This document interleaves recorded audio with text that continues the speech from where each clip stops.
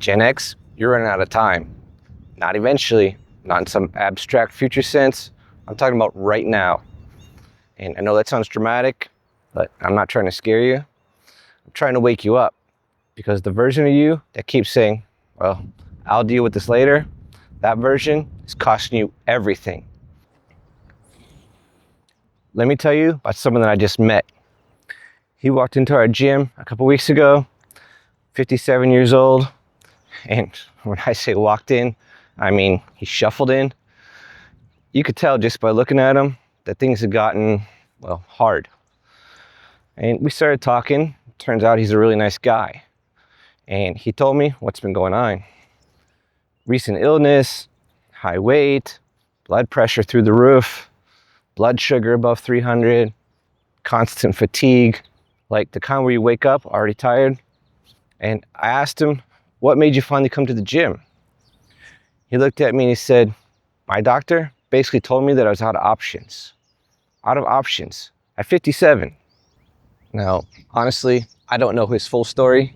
I just met him, but I know what he told me and I know what I saw. And I've seen people in similar situations to know exactly how they got there. The same way most of us got there, telling ourselves the same thing over and over. I have more time. Well, that was the lie. That was the trap. Here's what Gen X does. We grew up being tough, independent. We figured things out on our own. We didn't complain. We pushed through. And that mindset, that's actually a strength in a lot of ways. But it becomes a problem when we apply it to our health, because pushing through slowly becomes ignoring. And ignoring becomes denial.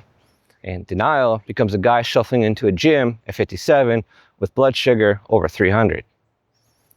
The thing is, midlife health problems, they don't wait for your schedule to open up. They don't care that work is crazy right now.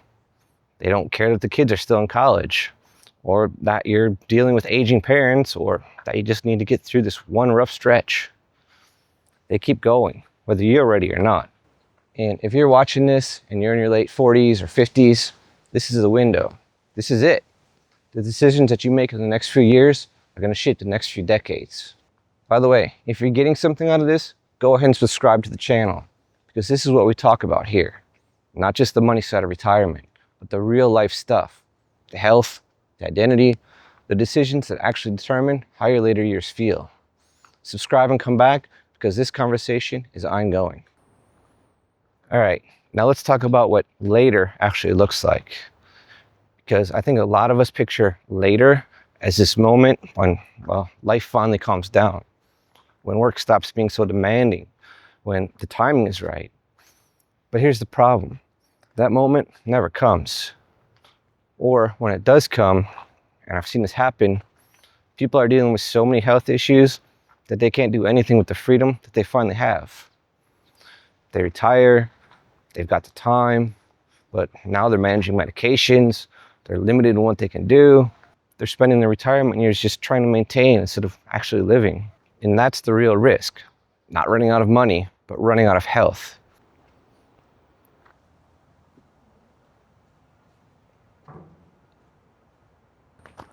And this is where it changes, because aging reduces your options fast. I mean, really fast. The gap between someone who started taking their health seriously at 50 and someone who waited till 60 is enormous. It's not a minor difference. It's a completely different life. So, what do? Well, I'm not going to give you some 12-step transformation plan. That's not what this is.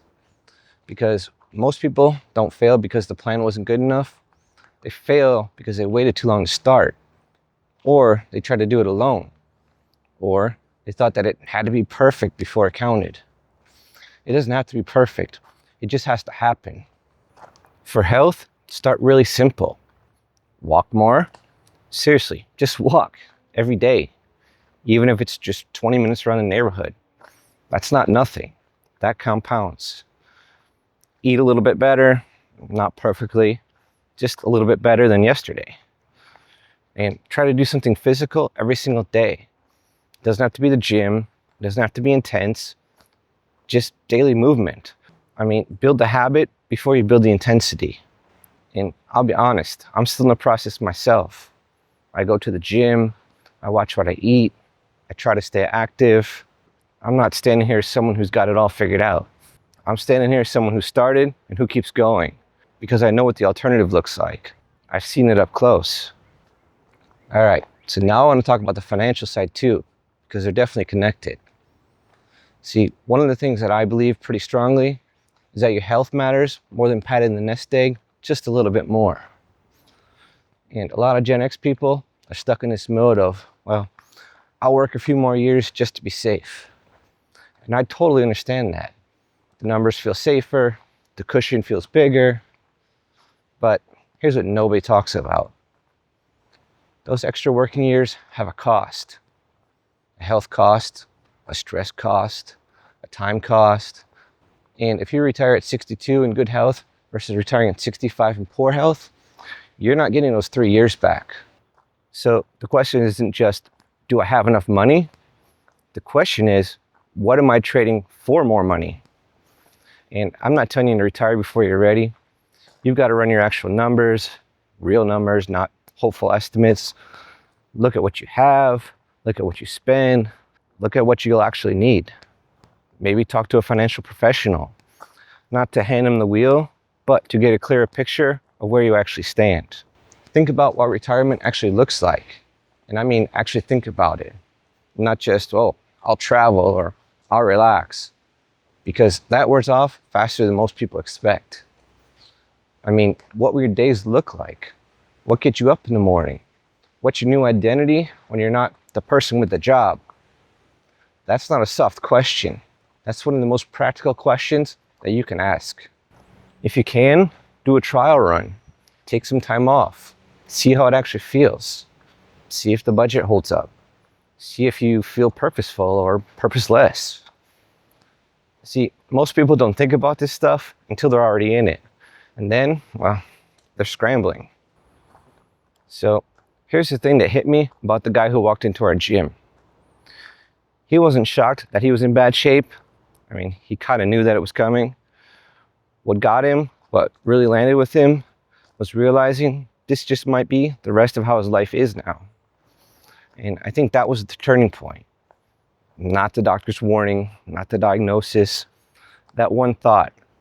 If nothing changes, this is it. And I want you guys to think about that for a second, because that's real. It's not dramatic. That's just what happens when habits stay the same.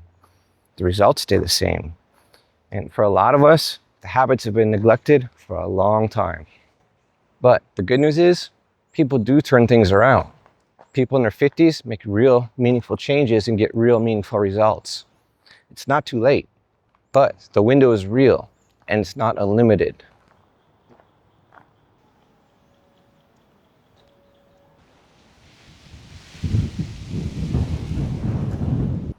So here's what I want you to take away from this video. This isn't a motivational speech. I'm not trying to fire you up. I don't think you need hype. I think you need honesty. And honestly, you already know most of this. You've probably known it for a while. The question isn't information. The question is, are you going to do something about it? Or are you going to keep waiting for the timing to be better? Because the timing won't be better. There is no perfect moment. There's only now and what you do with it. So fix one thing. Walk more. Cut the junk. Run your retirement numbers. Make the appointment that you've been putting off. Pick one thing and actually do it.